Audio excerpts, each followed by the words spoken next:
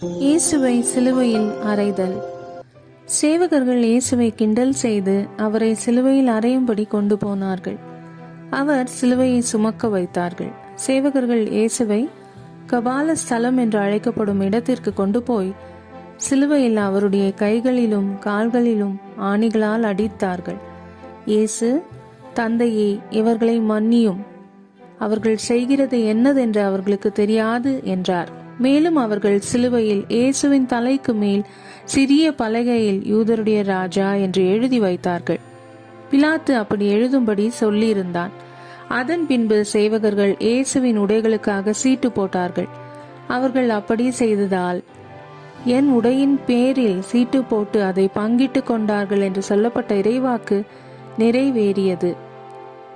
அதே சமயத்தில் 2 திருடர்களும் அங்கே சிலுவையில் அறையப்பட்டிருந்தார்கள். அவர்கள் இயேசுவுக்கு 2 பக்கத்திலும் வைக்கப்பட்டிருந்தார்கள்.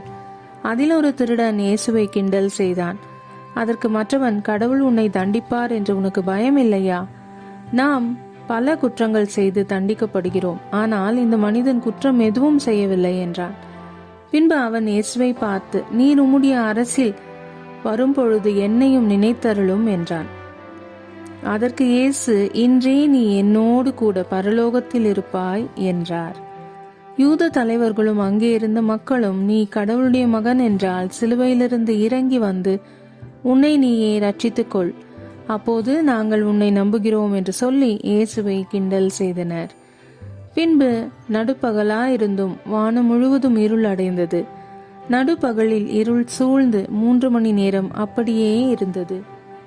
அப்போது இயேசு சத்தமாக, எல்லாம் முடிந்தது, தந்தையே, உம்முடைய கைகளில் என்னுடைய ஆவியை ஒப்புக் கொடுக்கிறேன் என்று சொல்லி தலையை சாய்த்து உயிரை விட்டார்.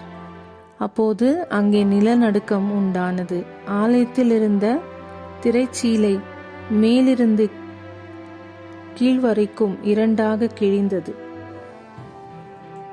இயேசுவின் மரணத்தினால் மக்கள் கடவுளிடத்தில் போவதற்கு வழி திறந்தது. இயேசுவை காத்து கொண்டிருந்த சேவகர்கள் நடந்த எல்லாவற்றையும் பார்த்து, உண்மையாகவே இந்த மனிதன் நீதிமான், இவர் இறைமகன்தான் என்றார்கள். பின்பு யூத தலைவர்களில் 2 பேர் இயேசுவை மெசியா என்று நம்பினார்கள். அவர்களில் ஒருவன் யோசேப்பு, மற்றவன் நிக்கோதேமு.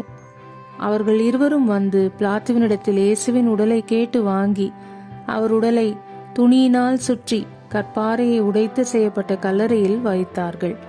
பின்பு பெரிய கல்லை உருட்டி அதன் வாசலை அடைத்தார்கள்.